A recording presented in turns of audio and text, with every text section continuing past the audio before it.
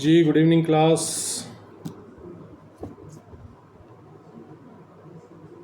Good evening sir. जी कैसे हैं आप? सर अच्छे हैं सर। अभी क्लास में तो कोई आया भी नहीं। कोई नहीं आया? अमित आए हैं, आप आए हैं हाँ, और हम दो ही लोग हैं। एनू भी आई थी शायद। हेनू नहीं थी, हाँ सोनम थी। हाँ, सोनम थी, वापस जुड़ जाएगी वो भी, एनू भी आ जाएगी। ओके जी, सर। और बताइए अमित, क्या हाल चाल है आपके? वो सर कहीं बिजी है। अच्छा, बिजी हैं अभी? अभी कह रहे थे कि कोई आया है बात करने के लिए। Okay okay okay. Last class में हम लोगों ने अध्याय कौन सा पढ़ा था कल्पना? सर अध्याय 15। अध्याय 15 किस बात के विषय में चर्चा करता है? सर मजिस्ट्रेटों से परिवाद। Complaints to magistrate. जी सर। और इसमें कुल कितनी इवनिंग धाराएं? सर। हाँ good evening Amit, how are you? Fine sir, आप कैसे हैं सर? मैं एकदम बढ़िया हूँ। सर इसमें 4 धाराएं हैं। इसमें 4 धाराएं हैं। धारा 200 से 200, लेके 203 तक। 201, 202, 203। 200। हाँ, 203 तक। इन्वेस्टिगेशन भी यहाँ आता है, एक इन्वेस्टिगेशन की चर्चा भी आती है। वो कौन सी धारा में आती है? सर 202 में। 202 में सर। हाँ, 202 में इन्वेस्टिगेशन कराया जा सकता है। और यहाँ ये भी कहा गया है कि प्राइवेट व्यक्ति से भी इन्वेस्टिगेशन कराया जा सकता है, अदर देन हाँ सर, पुलिस। लेकिन वो बिना वारंट के गिरफ्तार नहीं कर सकते। हाँ, उसको ये छूट नहीं होगी कि वो बिना वारंट के गिरफ्तारी कर सके। जी जी, Ravi Maheshwari welcome. Good evening sir. Good evening Ravi, आप क्लास में पूरा कंटिन्यू नहीं रहते हैं, बीच में आप एग्जिट कर जाते हैं, क्या बात? और सर एक्चुअली क्या है ना, मेरी समझ में नहीं आ रहा था क्योंकि बीच बीच में से हो रही है सीआरपीसी। हाँ। तो मैं बुक से पढ़ रहा था सर। अभी मैं 6ठा चैप्टर पढ़ रहा था सर। अच्छा, तो देखिए, तो चैप्टर वाइज हम लोग डिस्कस कर रहे हैं, तो अध्याय 16 आज हम पढ़ेंगे, है ना। और पिछली क्लासेस सब आपको ऑनलाइन यूट्यूब पे पड़ी हुई हैं। पिछली क्लासेस आप वहाँ से भी कलेक्ट कर सकते हैं, है ना। ठीक है सर। देखिए, समझ में तभी आएगा जब आप समय देंगे। कोई चीज़ समझ नहीं आ रही है तो आप पूछिए, उसके बारे में दरियाफ्त कीजिए, मालूम कीजिए। क्लास का जो डिस्कशन होता है ना, वो अति महत्वपूर्ण होता है, उसे आप मिस मत कीजिए। जब आप हमारे साथ जुड़े हैं तो उसके अलावा आप पढ़ लीजिए, कोई बात नहीं, लेकिन क्लास में कोशिश कीजिए कि क्लास चल रही है तो आप क्लास के साथ रहिए, तभी आपको इंटरेस्ट आएगा। जी, तो आज अध्याय 16 हम देखते हैं। अध्याय 16 बात कर रहा है commencement of proceeding before magistrate. Amit, आपका माइक खुला हुआ है, अमित माइक ऑफ कीजिए। जी सर जी।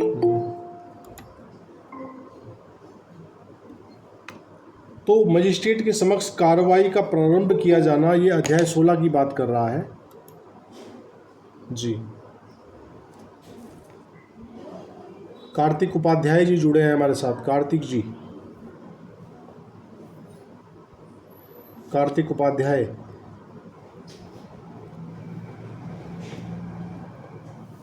कृपया माइक खोलिए और बताइए अपने विषय में। कार्तिक जी,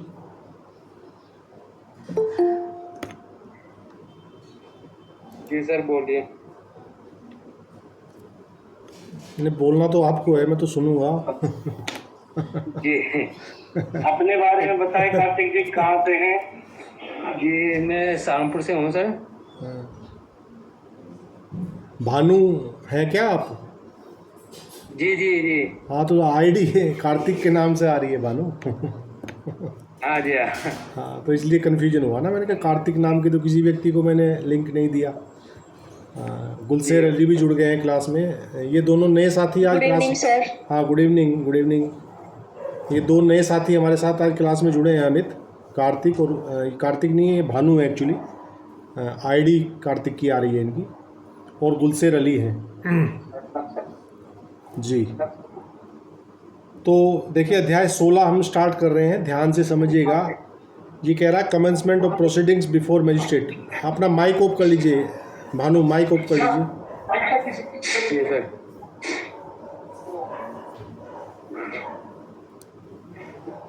सर ऑन है माइक। ऑफ कर लीजिए, ऑन नहीं ऑफ। हाँ मैंने कर दिया है। जब कोई बात करनी हो तभी आप माइक खोलें, अदरवाइज क्या होता है कि डिस्टरबेंस आता है। जब आपको कुछ पूछना हो, कोई बात रखनी हो अपनी, तब आप माइक खोलिए, तब बात कीजिए। तो मजिस्ट्रेट के समक्ष कार्रवाई का प्रारंभ किया जाना, अध्याय 16 ये बात कर रहा है। और ये अध्याय 16 की धारा 204 कह रही है इशू ऑफ प्रोसेस। प्रोसेस मैंने कल समझाया था, कल की क्लास में। क्या होता है प्रोसेस? कल्पना बताएंगी प्रोसेस क्या होता है?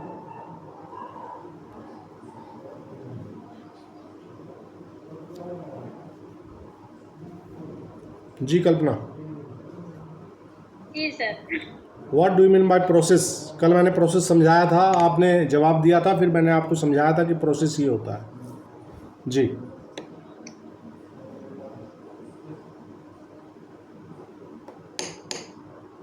बोलो कल्पना, यू आर, आपका माइक खुला। सर में ध्यान नहीं आ रहा। हाँ तो प्रॉम्प्ट जवाब दीजिए ना, ध्यान नहीं आ रहा है तो।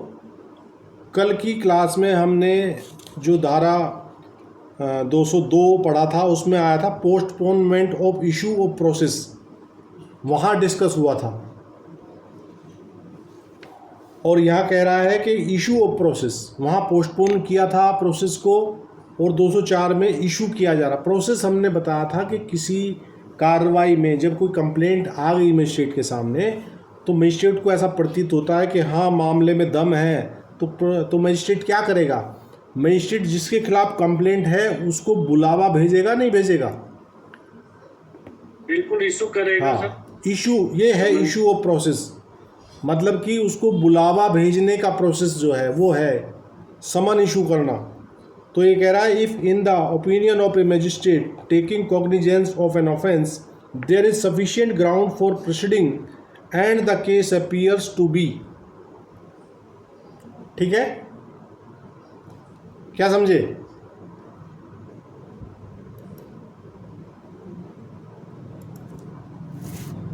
पढ़िए इसको जरा, ए पार्ट को पढ़िए कोई,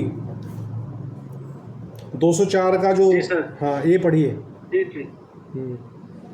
फर्स्ट है इसका, if the opinion of a magistrate taking cognizance of an offence there is sufficient ground for the proceeding and the case appears to be. Yes फिर इसके पार्ट्स दिए हैं। जी। तो ये कह रहा है कि मामला यदि समन मामला प्रतीत होता है तो वह अभियुक्त की हाजिरी के लिए समन जारी करेगा। ठीक है। और बी कह रहा है कि अ वारंट केस ही में इशू अ वारंट और if he thinks fit a summons for causing the accused to be brought or to appear at a certain time before such magistrate, or if he has no jurisdiction himself, some other magistrates having jurisdiction। तो जो मामला समन मामला है, समन मामले में तो समन ही issue होगा। और जो बी पार्ट कह रहा है 204 की उपधारा 1 का खा पार्ट कह रहा है हिंदी में और बी पार्ट कह रहा है इंग्लिश में, वहाँ कह रहा है कि यदि मामला वारंट मामला प्रतीत होता है तो वह अपने, या यदि उसकी अपनी अधिकारिता नहीं है तो अधिकारिता वाले किसी अन्य मजिस्ट्रेट के समक्ष अभियुक्त के निश्चित समय पर लाए जाने या हाजिर होने के लिए वारंट, या यदि ठीक समझता है तो समन जारी कर सकता है। यानी कि वारंट मामले में भी समन जारी कर सकता है, और वहाँ चाहे तो वो वारंट भी जारी कर सकता है। लेकिन सामान्यतः जो प्रैक्टिस है, प्रैक्टिस क्या है अमित, कि यूजुअली समन ही इशू होता है। ये उम्मीद की जाती है कि अगला बंदा शरीफ इज्जतदार व्यक्ति है, वो समन पे ही आ जाएगा। और वो अगर समन पे नहीं आता है, फिर अगला स्टेप जो है क्या होता है, अगर कोई समन पे ना आए, एनू, अगर समन पे, हाँ, फिर बेलेबल वारंट, फिर NBW है ना, फिर 82, फिर 83 है ना, वो सारी प्रक्रिया हम पीछे पढ़ के आए हैं। क्लियर है? आपके पास भानु और गुलशेर, आप लोग बेरेक्ट तो रखे हैं सीआरपीसी का कि नहीं? जी नहीं सर, अभी कल ले लेंगे सर। हाँ, कोई बात नहीं। आप देखिए, बिना बेरेक्ट के आपको पल्ले नहीं पड़ेगी बात, फिर भी समझने का प्रयास कीजिए। जब आपके सामने अध्याय 16 खुला होगा और बेरेक्ट की धाराएं खुली होंगी, तब आपको समझने में, पढ़ने में मज़ा आएगा। ठीक है? तो आप अपने बेरेक्ट ले लीजिए। बिना बेरेक्ट के आप ऐसे हैं जैसे बिना बंदूक के जवान जो है सीमा पे भेज दिया जाए, तो क्या करेगा बेचारा? गोली खा के आ जाएगा। तो आपके पास अपने अस्त्र शस्त्र होने चाहिए। अब उपधारा 2 कह रही है, नो समन्स और warrant shall be issued against the accused under sub section 1 until a list of the prosecution witness has been filed. देखिए, ये मैंडेटरी प्रोविज़न है।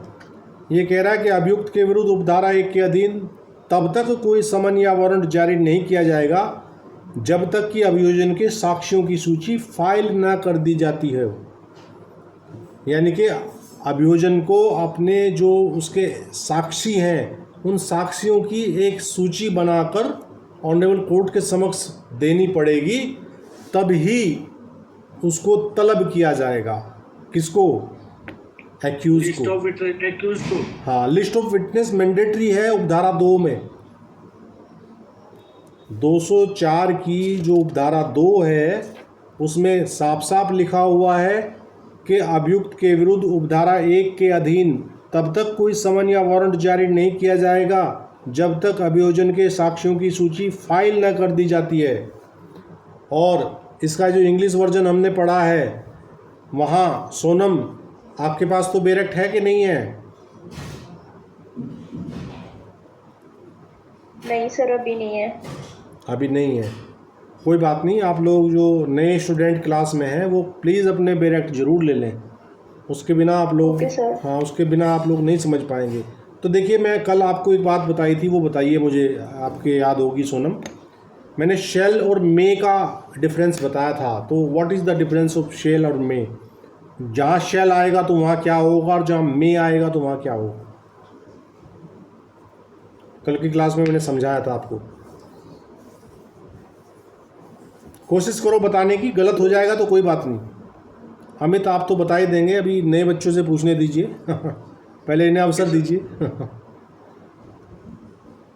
सर, सेल का तो आपने शायद अज्ञापन कुछ बताया था, मुझे पक्का तो याद नहीं है। कोई बात नहीं, आप गलत सलत जो भी दिमाग में आ रहा है, बिल्कुल दिमाग को दौड़ाइए। और मे का क्या बताया था? चलो, शेल का आपने बहुत अच्छा बता दिया। मे का तो याद नहीं सर। देखिए, मे और शेल, अमित आप समझाइए जरा। सर, मैंडेटरी बताया था कुछ, मुझे हाँ। याद सा है मैंडेटरी। देखिए, अगर आपके पास बेरेक्ट नहीं है तो आप एक नोटबुक और एक पेन लेके तो बैठिए कम से कम, और जो चीज़ आपको अच्छी लगे उसे नोट कर लीजिए, जिससे कि आप रिवाइज कर सकें, है ना? तो मैंने ये बताया था। अमित आप बताइए कि शेल और मे में क्या डिफरेंस है, क्या अंतर हमें लगता है? जब मे आता है तो क्या होता है, और शेल होता है तो क्या होता है? सर, जब सेल वर्ड का यूज होता है तो वहाँ पर क्या है, वो प्रोविजन मैंडेटरी है, यानी कि एक बिल्कुल मस्ट है किया जाना। कोर्ट इज मे है, हाँ जी, कोर्ट इज ड्यूटी बाउंड, तो वहाँ विवेक पर डिपेंड करता है। हाँ, कोर्ट इज ड्यूटी बाउंड। जहाँ शेल वर्ड आएगा, सोनम लिख लीजिए इस बात को, जहाँ शेल वर्ड इंग्लिश में आएगा, वहाँ ये मान लीजिए वो प्रोविज़न कोर्ट के लिए बाध्यकारी है, मैंडेटरी है। कोर्ट को वो काम करना ही करना पड़ेगा। और जहाँ मे वर्ड आएगा, वहाँ उसके लिए वो विवेकाधीन है, डिस्क्रिशनी है। वो कोर्ट चाहे तो करे, ना चाहे तो ना करे। ये मे और शेल का डिफरेंस आप लोग, गुलशेर और भानु, आप लोग भी क्लास में आज नए हैं, इस चीज़ को पल्ले काट मार लीजिए। जहाँ आपको मे नज़र आए तो मे का मतलब है कोर्ट का डिस्क्रिशनरी पावर, और जहाँ शेल नज़र आए वहाँ कोर्ट का क्या, court is duty bound to do it that thing. तो यहाँ लिखा हुआ है कि नो समन और वारंट शेल बी इशूड। तो इसका मतलब क्या है कि ये मैंडेटरी प्रोविज़न है। बिना अभियोजन के साक्ष्यों की सूची दाखिल किए किसी व्यक्ति को कोर्ट जो है वो समन या वारंट इशू नहीं करेगी। क्लियर है भाई? आगे बढ़ते हैं। सब सेक्शन 3 कह रहा है 204 का, in a proceeding instituted upon a complaint made in writing every summons और warrant issued under subsection 1 shall be accompanied by a copy of such complaint। और ये कह रहा है कि अगर कोई परिवाद लिखित तौर पर संस्थित किया गया है, रिटन में है, तो जो समन या वारंट इशू करेगा कोर्ट, उसके साथ उस परिवाद की एक कॉपी भी अटैच करके भेजनी पड़ेगी। क्लियर है कल्पना? नंबर 4 कह रहा है when by any law for the time being in force any process fees or other fees are payable, no process shall be issued until the fees are paid, and if such fees are not paid within a reasonable time the magistrate may dismiss the complaint। तो देखिए मे word आ गया यहाँ, तो सोनम यहाँ मे word आया है, तो इसका क्या अर्थ आएगा?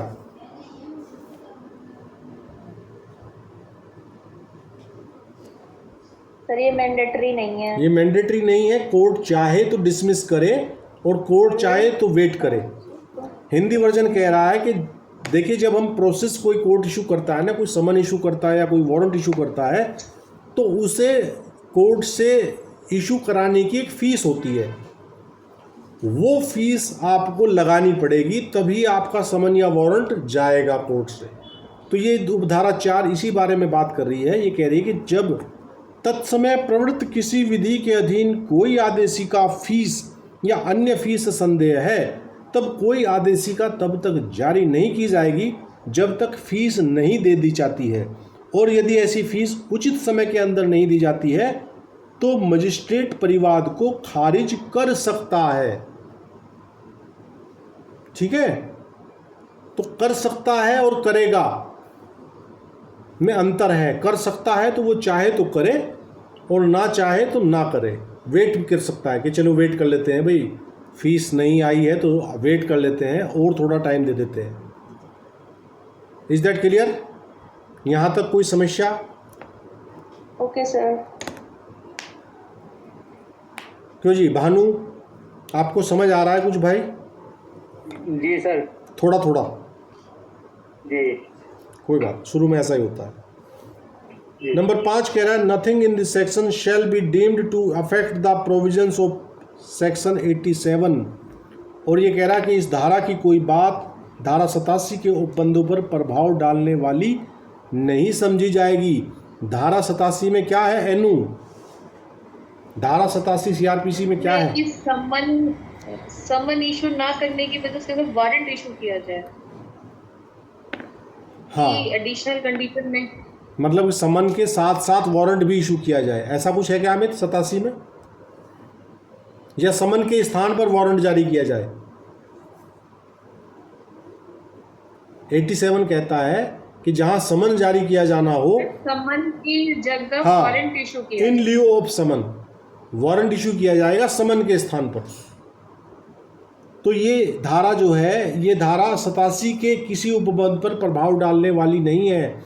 अगर 87 वाली स्थिति है तो 87 वाली स्थिति है तो 87 प्रिवेल करेगी, 87 विल प्रिवेल। समन के स्थान पर यदि वारंट जारी की जाने की स्थिति है तो फिर समन जारी ना करके डायरेक्ट वारंट जारी किया जाएगा। समझ आ गया भाई? जी सर। एक केस लॉ लिख लीजिए, Kailash Chaudhary versus state of UP. Case law note कर लीजिए, Kailash Chaudhary versus state of UP 1994 CRLJ।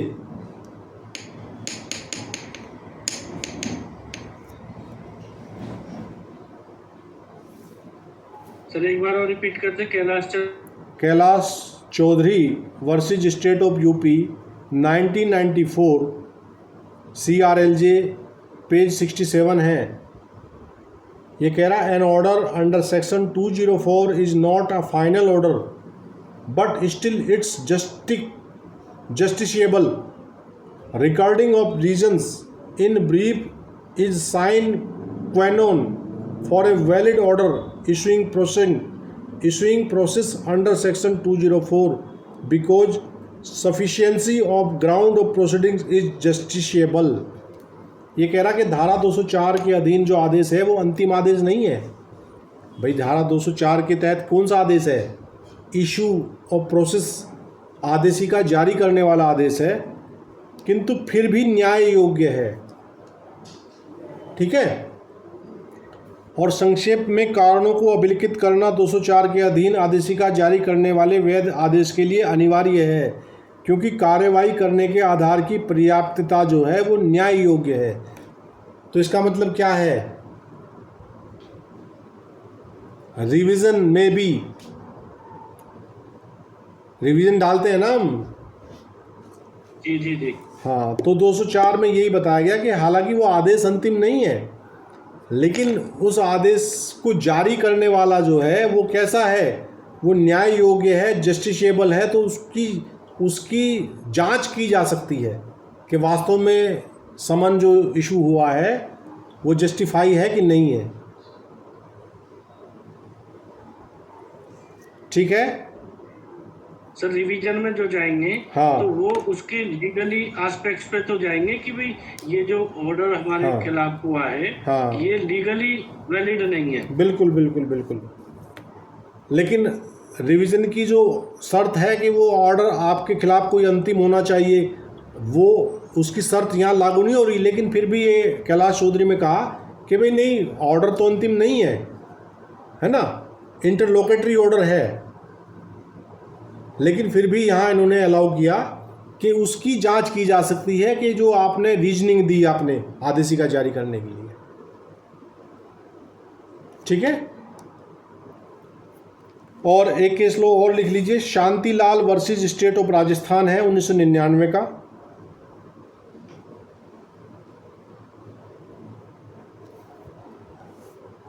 Shantilal and another versus state of Rajasthan. ठीक है।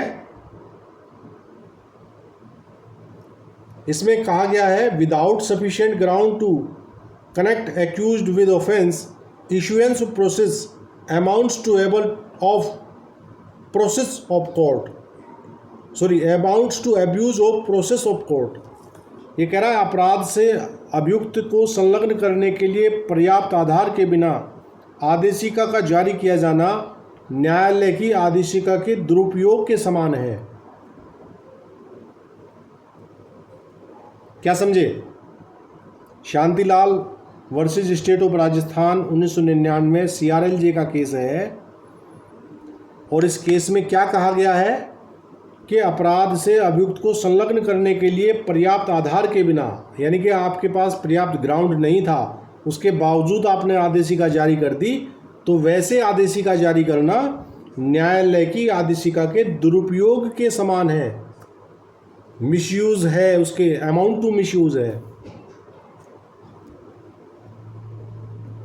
समझ आया? दोनों केस लो नोट हो गए भानु, सोनम? सर, तो मिसयूज ऑफ पावर है कोर्ट की। हाँ। और तीसरा एक और केस लो है इस पे, UP pollution control board versus Mohan Meakins limited 2000 का केस है भाई। UP pollution control board versus Mohan Meakins limited 2003 SCC 745। इसके साइटेशन जो है 3-4 साइटेशन दे रखे हैं, अलग अलग जो वो आती है हमारी बुक्स जो आती है ना, उसके अलग अलग साइटेशन दे रखे हैं। तो SCC का तो 745 है, नोट कर लिया आपने यहाँ तक? जी। वर्सेस में क्या बोला आपने इसके? मोहन मेकिन्स लिमिटेड, ये शायद गाजियाबाद में है। मोहन मेकिन्स मोहन नगर में, मोहननगर गाजियाबाद सर। हाँ। तो इसके साइटेशन और भी हैं, वो भी लिख लीजिए सारे। SCC का लिखवा दिया 745, AIR 2000 में छपा है ये, SC 1456 पेज पर। AIR 2000 सुप्रीम कोर्ट 1456 पेज, और 2000 की हाँ जी, इतना ही काफी है सर, इतना ही बहुत होता है कि 2000 SC। हाँ, और CRLJ में भी छपा है और ALJ में भी छपा है। ये इतना महत्वपूर्ण जजमेंट है कि सारे के सारे जितने जर्नल आते हैं सबके साइटेशन दिए हुए हैं, कोई सा भी मिले उसी में निकाल लो। इसमें कहा गया है कि there is no legal requirement for trial court to pass a detailed order while issuing process. ये कह रहा है कि विचारण न्यायालय के लिए आदेशिका जारी करते समय ब्यौरेवार आदेश पारित करने की अपेक्षा नहीं की जाती है। मतलब कि वो अपने तर्क तो रखे, अपनी रीजनिंग तो रखे, लेकिन डिटेल्ड ऑर्डर आपको प्रोसेस में लिखना होगा ये आवश्यक नहीं है। आप संक्षिप्त में अपनी बात रखते हुए प्रोसेस इशू कर सकते हैं। Is that clear? सर किसमें कहा है ये UP pollution control board versus Mohan Meakins limited का केस है। अच्छा सर। हाँ, नोट कर लिया आपने सबने? किसी को छूटा तो नहीं है भाई? किसी को छूटा हो तो मैं दोबारा वो एक बार रिपीट कर दूंगा, आप लिख लीजिए इसको। आगे बढ़े? रिपीट कर दो सर एक बार। हाँ, Mohan Meakins versus UP pollution control board बनाम मोहन मेकिन्स लिमिटेड 2003 SCC 745। ये जो पीछे वर्डिंग्स बोली जा रही है ना, आप लोगों को जो नए लोग हैं क्लास में और अभी जो नए बच्चे हैं जैसे गुलशेर हुए, भानु हुए और सोनम हुए, ये लोग अभी LLB किसी ने अभी की है, कोई अभी कर रहा है, तो ये जो बाद के शब्द बोले गए हैं ना, ये एक तरह से इनके रजिस्ट्रेशन नंबर हैं। जैसे गाड़ी के नंबर होते हैं ना हमारी, भाई आपके पास बाइक है, कार है, उसके ऊपर नंबर लिखा होता सर है। ये 345 वाला? हाँ, ये जो मैंने बोला है 7453 SCC, तो ये उसका एक तरह से अता पता है कि कहाँ मिलेगा ये केस। तो ये इसकी साइटेशन इसको बोलते हैं, ये ध्यान रखिएगा। ये साइटेशन है जिससे कि आप उसके लिखित स्थान पर पहुंच सकें कि कहाँ वो साइट है, उसमें वो साइटेड कहाँ है, कहाँ उल्लिखित है। मोटे मोटे जर्नल होते हैं, अगर उनका आता पता ना हो तो पूरी किताब थोड़ी छानोगे आप बैठ के, जब तक आपको ये डिमार्केशन उसका ना पता हो।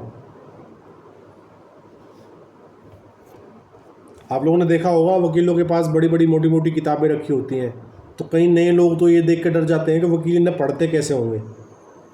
तो वकीलों को पूरा नहीं पढ़ना होता, अपने काम की चीज़ पढ़नी होती है उसमें। ठीक है, ओके सर। अब अगला सेक्शन पढ़ लीजिए, ये है 205, बड़ा महत्वपूर्ण सेक्शन है 205। Magistrate may dispense with personal attendance of accused. Magistrate का अभियुक्त को व्यक्तिगत हाजिरी से अभिमुक्ति देना। देखिए, मजिस्ट्रेट जो है किसी व्यक्ति को बुलाता है अपने समक्ष हाजिर होने के लिए कि आप व्यक्तिगत रूप से मेरे समक्ष हाजिर होइए, तो 205 ये पावर भी देता है मजिस्ट्रेट को कि वो चाहे तो क्या कर सकता है, किसी व्यक्ति को व्यक्तिगत रूप से हाजिर होने से छूट प्रदान कर सकता है। अब फिर वही बात आएगी, 205 की पहली उपधारा पढ़ रहे हैं हम। ये कह रहा whenever a magistrate issues a summons he may. अब आ गया मे वर्ड, तो सोनम क्या बात आएगी, मे आ रहा है तो सर में आ रहा है तो मैंडेटरी नहीं है। हाँ, कोर्ट की मर्जी है, नहीं थी। कोर्ट की मर्जी है वो किसी को हाजिरी से अभिमुक्ति दे या ना दे। या ना दे, हाँ, मतलब उस पर कोई बाउंडेशन नहीं है। ठीक है, इफ ही सीज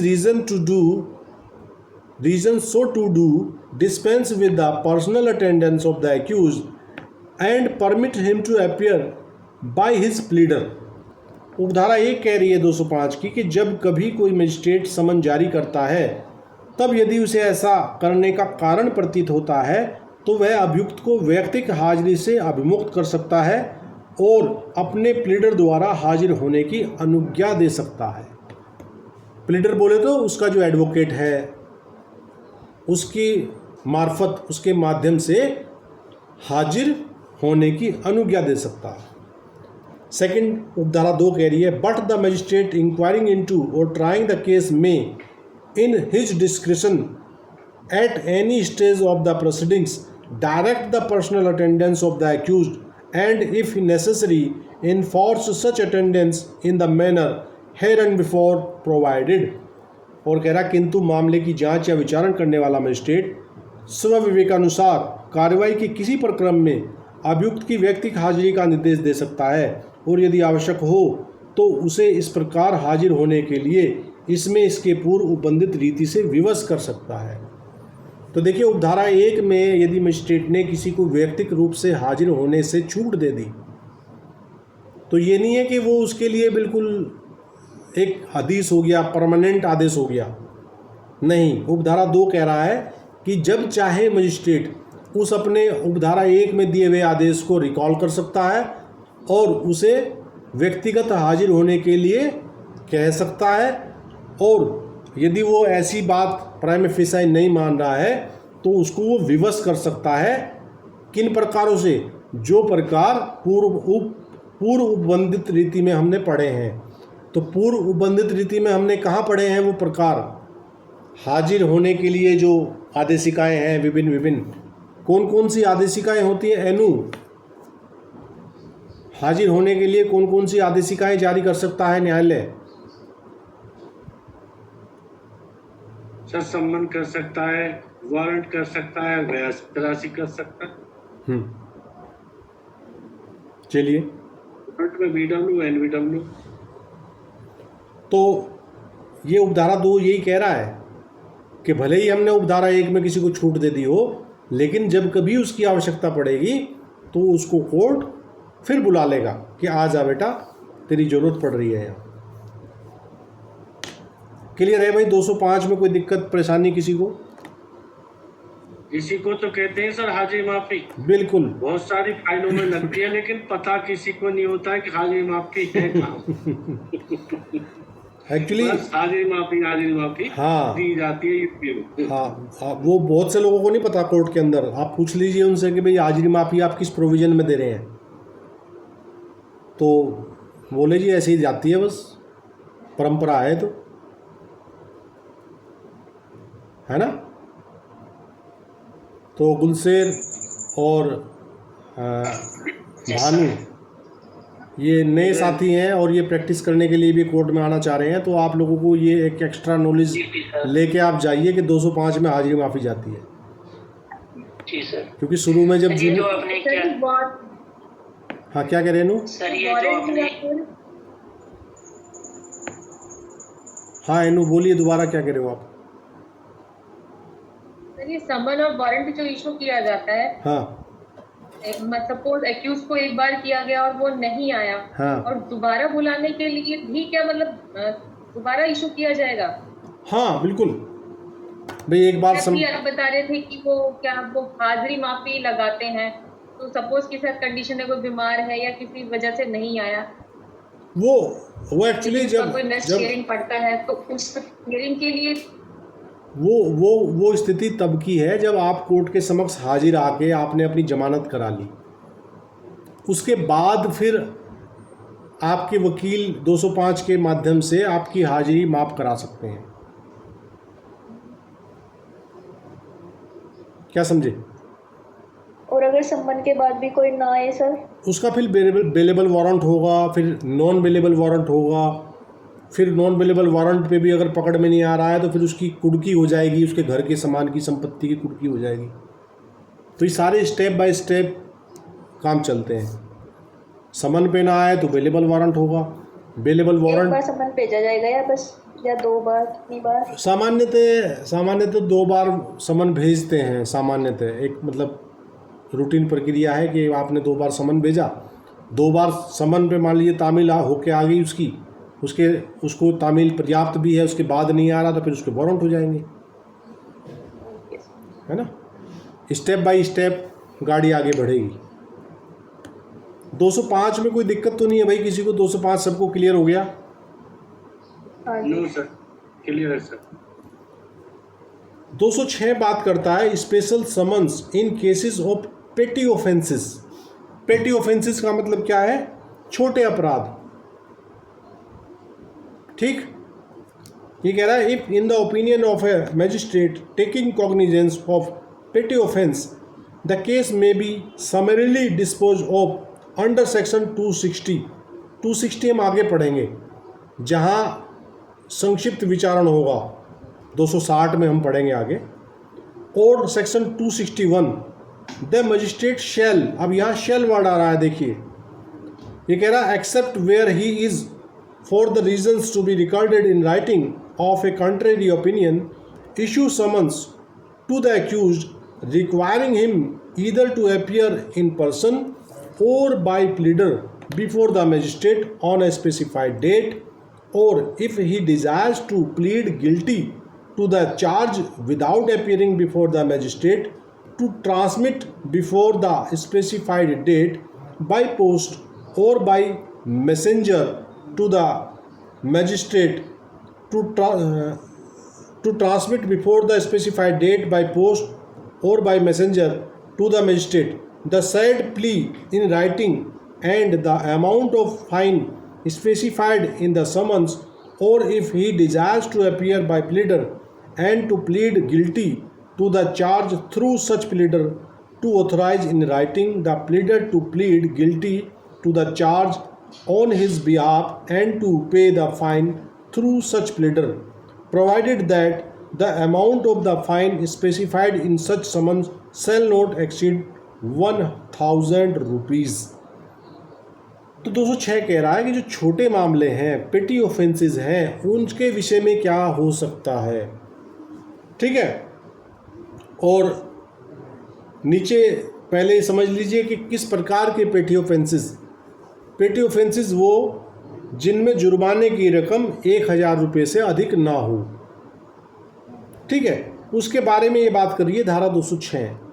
ये कह रही है कि यदि किसी छोटे अपराध का संज्ञान करने वाले मजिस्ट्रेट की राय में मामले को धारा 260 या 261 के अधीन संक्षिप्ततः निपटाया जा सकता है, यानी कि समरीली उसको डिस्पोज ऑफ किया जा सकता है, तो वह मजिस्ट्रेट उस दशा के सिवाय जहां उन कारणों से जो लेखबद्ध किए जाएंगे उसकी प्रतिकूल राय है से दंडित करके भी मामला निपटाया जा सकता हो, तो भी 206 में वो मामले निपटाए जा सकते हैं।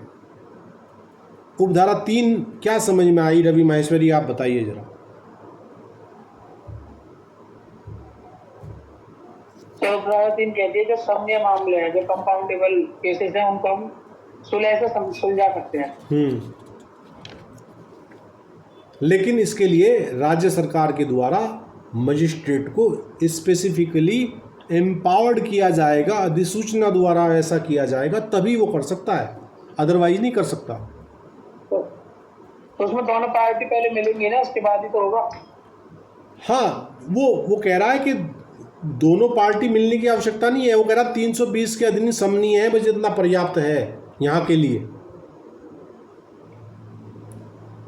ये दिखा दीजिए कि सर देखिए ये कंपाउंडेबल है और परिस्थितियां ऐसी हैं कि केवल फाइन लगा के 320 में लिस्ट दी गई है, लिस्ट फर्स्ट और सेकेंड। हाँ। अगर उनमें वो आ रहा है कंपाउंडेबल है तो ठीक है, और अदरवाइज नहीं है। देखो अगर वो कंपाउंडिंग कर ले तो फिर तो मामला कुछ बनता ही नहीं है, फिर तो फाइन लगेगा ही नहीं। भाई दोनों पार्टी ने समझौता कर लिया मान लीजिए, फिर ना तो फाइन है ना सजा है, कुछ भी नहीं है। ये तो उस अवस्था में है कि जब आप ये दिखा रहे हो कि सर देखो मामला ये है और इसमें सज़ा भी है, इसमें जुर्माना भी है, और परिस्थितियाँ ऐसी हैं कि यदि जुर्माना लगा दिया जाए तो न्याय के उद्देश्य पूरे हो जाएंगे। नीचे आ रहा है कि केवल जुर्माना अधिरोपित करने से ही न्याय के उद्देश्य पूरे हो जाएंगे। तो वैसी अवस्था में ये कन्फेशन की स्टेज में है ना, कन्फेशन करे तो वो कौन एक्यूज्ड अगर वो कन्फेशन करता है हाँ तो उसको जुर्माने पे छोड़ सकते हैं। बिल्कुल अगर बिल्कुल वो कोर्ट समझ कि लेकिन वो इसी 3 माह से कम की सजा ना हो और साथ में जुर्माना या केवल जुर्माना, ये अवस्था होनी चाहिए। ठीक है ना। या कन्फेशन करे या फिर कोर्ट को ऐसा लग रहा है कि भाई नहीं इस पर फाइन लगा के भी इसको सज़ा दी जा सकती है, तो तब भी ये स्थिति हो सकती है 206 वाली। 206 की उपधारा 3 किसी को समझ ना आई हो, कोई बात समझ ना आई हो तो बताओ भाई। भानु। जी सर। भाई 206 की उपधारा 3 कुछ समझ आई?